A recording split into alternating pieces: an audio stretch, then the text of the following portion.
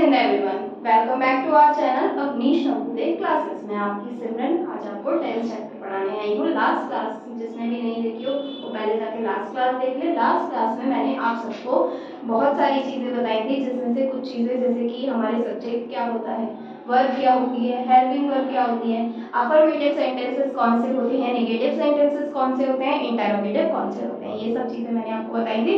और इसके अलावा हमने 10th चैप्टर को स्टार्ट कर दिया था। 10th चैप्टर में हमने सिंपल प्रेजेंट टेंस के अफर्मेटिव को देखा था। अब हम सिंपल प्रेजेंट टेंस के नेगेटिव को देखेंगे।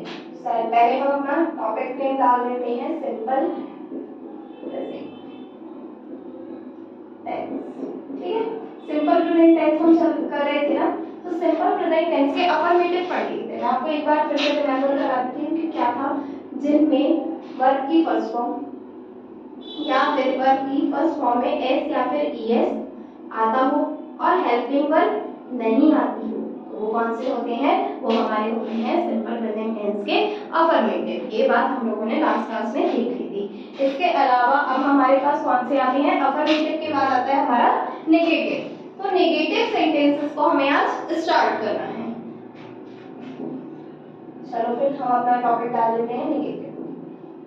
ठीक है, नेगेटिव की पहचान ये होती है कि यहाँ पे डू या फिर डज आता है, डू या फिर डज आता है प्लस वर्ब की फर्स्ट फॉर्म आती है, ये याद रखना है। देखो जब भी आप 10th चैप्टर को पढ़ें तो 10th चैप्टर में जितने भी हेल्पिंग वर्ब के साथ जो वर्ब यूज हो रही है ना, इसको जरूर लर्न कर लेना। इसको लर्न करने से आपका एक चैप्टर हाथों हाथ कंप्लीट हो जाएगा। वो कौन सा है, वर्ब। अगर आपको ये याद हो जाए ना तो आप वर्ब बड़े मजे से करेंगे। मैं आपको जिस तरीके से बता रही हूँ, आप ना ये हाईलाइट करती चलूंगी मैं आपको। जैसे मैंने बताया था कि डू डज के साथ क्या आता है, हमेशा वर्ब की फर्स्ट फॉर्म लगती है। तो आपने इस चीज को ना अपने माइंड में बिल्कुल सेट कर लेना है, या अपनी कॉपी में इसको क्या करना है, हाईलाइट करना है। क्यों करना है, ताकि जब मैं वर्ब चैप्टर पढ़ूं तो मुझे यहाँ पे पता चलना चाहिए कि अगर डू डज रखा है तो मुझे कौन सी वर्ब की फॉर्म यूज करनी है। तो वर्ब चैप्टर में ही आपको बहुत ज्यादा हेल्प मिलने वाली है इस चैप्टर से। इसीलिए मैंने आपको वर्ब चैप्टर पहले नहीं पढ़ाया। पहले मैं आपको टेंस पढ़ाऊंगी, फिर मैं आपको वर्ब पढ़ाऊंगी, ताकि आपको बहुत अच्छे से आ जाए। और यहाँ से आपका वहाँ पे आपका रिवीजन ही चलेगा। वहाँ कुछ नहीं करना होगा, कुछ खास चीजें नहीं करनी होंगी। जैसे मैंने आपको यहाँ पे लास्ट क्लास में मैंने आपको बताया था कि मैं आपको वर्ब की first form, second form, third form और आईएनजी फॉर्म भी दूंगी, वो मैंने आपको भेज दिया। तो वैसे वर्ब की फॉर्म भी याद होगी, वर्ब कौन सी हेल्पिंग वर्ब के साथ कौन सी वर्ब यूज होती है ये भी बता दिया। तो बस उस चैप्टर में तो हमारा सिर्फ और सिर्फ रिवीजन ही रह जाएगा। अब ज्यादा टाइम वेस्ट नहीं करेंगे, जल्दी जल्दी अपना स्टार्ट करते हैं। देखो बहुत ज्यादा हम लोग डीप में नहीं जाएंगे, मैंने पहले भी बताया था आपको, तो शॉर्ट में हम एक्सप्लेन करते हैं आपको। तो इसको बनाने का पैटर्न क्या होता है, पहले हम लगाते हैं सब्जेक्ट, सब्जेक्ट के बाद लगता है या तो डू या डज, या तो डू या डज। ठीक है, फिर उसके बाद वर्ब की फर्स्ट फॉर्म, पहले सब्जेक्ट या फिर डू या फिर डज, फिर वर्ब की फर्स्ट फॉर्म, उसके बाद ऑब्जेक्ट। ठीक है, और लास्ट में फुल स्टॉप। अच्छा मुझे आप एक चीज बताइए, क्या इसमें आपको कोई गलती लग रही है, किसको इसमें गलती लग रही है? मैं बता, मैंने आपको बोला नेगेटिव, लेकिन मैंने तो नेगेटिव में मैंने आपको बताया था कि नो, नेवर या फिर नॉट, इनका यूज किया जाता है ना, और मैंने लगाया नहीं लगाया। ठीक है, तो अब यहाँ पे मैं आपको ऐसे ही कंफ्यूज करने के लिए चीजें दूंगी। आपको यहाँ पे कमेंट करके बताना है कि यहाँ पे ये चीज मिसिंग है। मैं आपको हर चीज में कभी ना कभी कोई ना कोई चीज मिसिंग दे सकती हूँ। जैसे लास्ट वीडियो में मैंने क्या किया था, लास्ट वीडियो में मैंने आपको एक सेंटेंस दिया था जिसमें मैंने इसकी जगह पॉज कर दिया था, लेकिन किसी ने इस चीज पे ध्यान नहीं दिया, तो वहां मेरी मिस्टेक हो गई थी, वो मेरे मिस्टेक हो गई थी। लेकिन मैं ऐसी बहुत सारी चीजें देखती हूँ, मैंने पहले भी आपको बताया था कि यहाँ पे मैं आपको कुछ ना कुछ मिसिंग पार्ट दे दूंगी, आपको उसको ठीक करना है। आपको जब इसको ठीक करेंगे ना तो उससे आपका फायदा क्या होगा कि आपको रिमाइंडर होती जाएंगी चीजें। आपको यहाँ पे पता लगेगा कि यहाँ पे मैं नेगेटिव पढ़ा रही हूँ, लेकिन मैम ने तो यहाँ पे डूडल्स की बात नोट करी, उसकी आगे में इस चीज से आपको याद रहेगा कि यहाँ पे नेगेटिव के साथ क्या लगता है, या तो नो लगेगा, नेवर लगेगा, या फिर नॉट लगेगा, कंपल्सरी। ठीक है, यहाँ पे डू डज के साथ वर्ब की फर्स्ट फॉर्म से पहले हम क्या यूज करते हैं, नॉट का यूज करते हैं। फिर वर्ब की फर्स्ट फॉर्म में फर्स्ट फॉर्म लगती है और उसके बाद ऑब्जेक्ट लगता है और लास्ट में आपका फुल स्टॉप लग जाता है। तो ये सब ये आपका पैटर्न हो जाएगा। अब इसका एक एग्जांपल देख लेते हैं। एग्जांपल क्या रहेगा? ही डू नॉट। क्या अच्छा चलो एक चीज और, क्या ही के साथ डू लगता है? क्या ही के साथ डू लगता है? पहले तो हमें, अगर हमें जानना हो कि ही के साथ डू लगता है या डज लगता है, तो उसके लिए पहले हमें पता भी तो होना चाहिए कि डू या डज किसके साथ लगता है। तो ये तो मैंने अभी बताया नहीं, तो फिर हम कैसे करेंगे? फिर हम कैसे डू नॉट डज नॉट का यूज कर रहे हैं? तो पहले हम डू का यूज जानते हैं और डज का यूज जानते हैं। देखो मैंने बताया था कि वर्ब की फर्स्ट फॉर्म या फिर वर्ब की फर्स्ट फॉर्म में एस या ईएस कब लगता है? वर्ब की फर्स्ट फॉर्म कब लगती है? जब हमारे पास हमारा जो भी वर्ड हो वो कैसा हो? प्लूरल। और ये कैसा होना चाहिए? सिंगुलर। नाउन हमारी सिंगुलर हो। अगर प्लूरल है तो वर्ब की फर्स्ट फॉर्म और सिंगुलर है तो वर्ब की फर्स्ट फॉर्म में एस या ईएस लगेगा। ऐसे ही इसमें अब देखो डज, डू में ईएस लग गया ना, तो क्या हो गया? तो ये डज हो गया। यहाँ पे सिंगुलर के साथ क्या लगता है? डज लगता है और प्लूरल के साथ क्या लगता है? डू लगता है। इस चीज को आप नोट कर लीजिए। ये चीजें बहुत छोटी छोटी सी चीजें हैं जो मिस्टेक यहाँ पे मैंने अभी लिखी थी। ठीक है, मैंने आपको कहा था कहीं ना कोई एरर जरूर होगी। तो डू डज का समझ में आ गया। अब आप बताओ ही क्या है हमारा? ही सिंगुलर है या प्लूरल है? ही तो हमारा क्या है? हमारा सिंगुलर है। तो हम क्या यूज करेंगे? डज का यूज करेंगे, डू का यूज नहीं करेंगे। अब उसके बाद हमें क्या लगाना है? नॉट लगाना है। ठीक है, नॉट हमने लगा लिया। इसके बाद वर्ब की first form he does not, फिर गो, गो मतलब जाना, टू स्कूल, ये हमारा क्या हो गया? ऑब्जेक्ट हो गया। और लास्ट में हमें क्या लगाना होता है? फुल स्टॉप लगाना। ये पूरा हमारा सेंटेंस बन गया है। देखो इसमें ही क्या है? सब्जेक्ट। मैंने आपको बताया था सब्जेक्ट क्या होता है? सब्जेक्ट होता है जो काम करता है। ठीक है, डज नॉट, ये आपकी क्या हो गई? Helping verb. ठीक है, उसके बाद गो, वो आपकी वर्ब हो गई। वर्ब की कौन सी फॉर्म है? ये फर्स्ट फॉर्म है। फिर टू ऑब्जेक्ट, तो टू हमारा तो होता है प्रीपोजिशन होता है, हम इसको पूरे को ऑब्जेक्ट मान लेंगे। ऑब्जेक्ट क्या करता है हमारा? क्या होता है? जैसे पहले सब्जेक्ट लास्ट क्लास में मैंने आपको बताया था कि सब्जेक्ट वो होता है जो काम को कर रहा हो। हेल्पिंग वर्ब जो हमें वर्ब के बारे में और ज्यादा बताती हो। वर्ब क्या होता है? हमारे एक्शन वर्ड्स होते हैं। ऑब्जेक्ट क्या होता है? इसके ऊपर काम हो रहा हो। तो ये चीजें मैंने आपको लास्ट क्लास में बताई थी और ये आपका निगेटिव हो गया। अब देखते हैं हम इसका इंटेरोगेटिव। ठीक है, इंटेरोगेटिव कौन से होते हैं? इंटेरोगेटिव वो होती हैं जिनके लास्ट में क्या लगा होना चाहिए? Interrogative sign. जिनमें भी लास्ट में इंटेरोगेटिव साइन होता है वो सब क्या होते हैं? वो सब इंटेरोगेटिव सेंटेंस होते हैं। ठीक है, तो बनाने का पहले हम तरीका देख लेते हैं। तो यहाँ पे पहचान देखो ये रहेगी कि डू डज आएगा। डू डज तो आएगा ही, बट इन स्टार्टिंग में लगेगा। ठीक है, स्टार्टिंग में अगर डू डज लग जाए तो क्या होता होगा? ये इंटेरोगेटिव सेंटेंस हो जाएगा। तो यहाँ पे सबसे पहले क्या आना चाहिए? डू या फिर डज। डू डज लगा होगा सबसे पहले, फिर आपका सब्जेक्ट आएगा।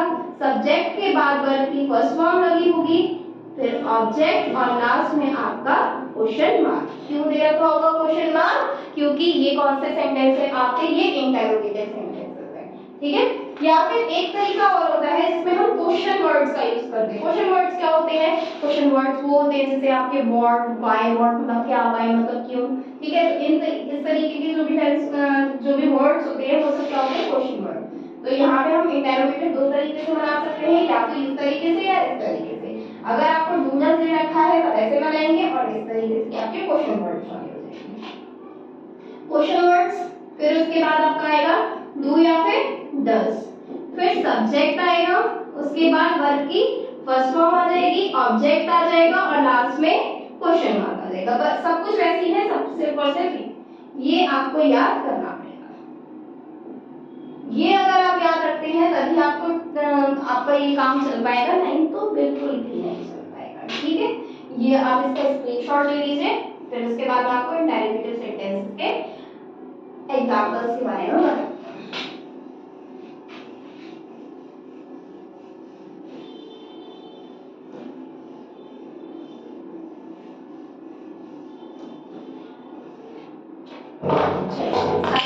इंटेरोगेटिव के सेंटेंसेस।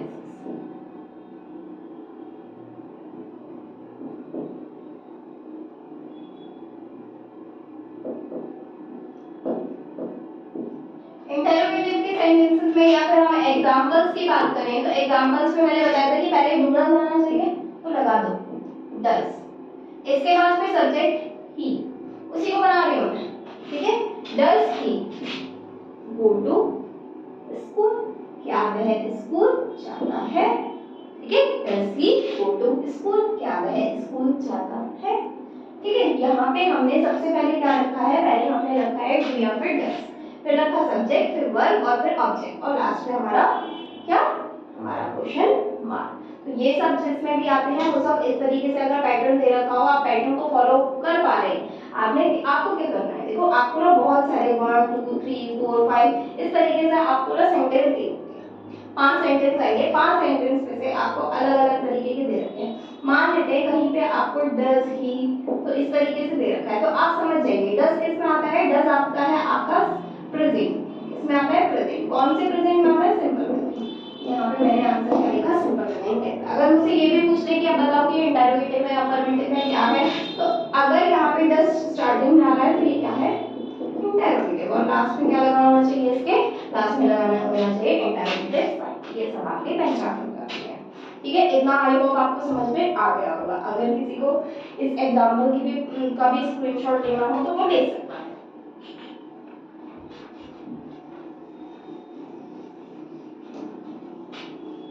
चलिए, तो हमारे सिंपल प्रेजेंट टेंस तो हो गए खत्म,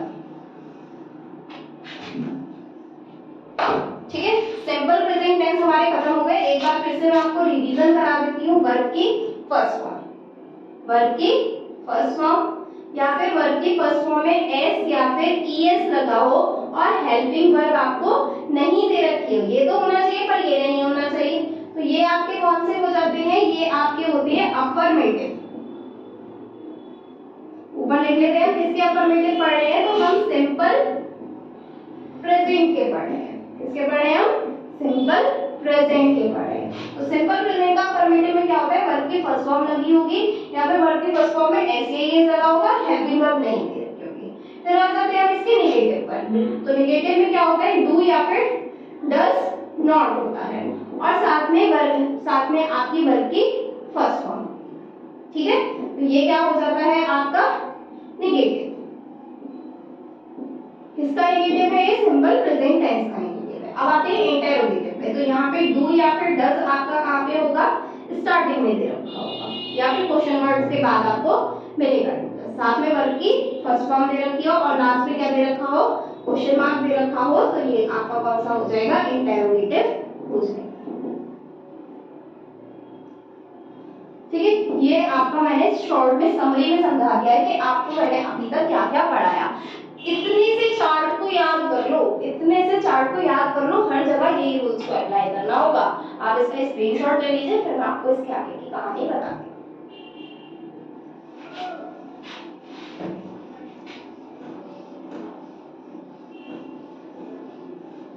तो हमने अपने टेंस में कौन कौन से आज कंप्लीट किए, हमने किए नेगेटिव और इंटरोगेटिव, ठीक है।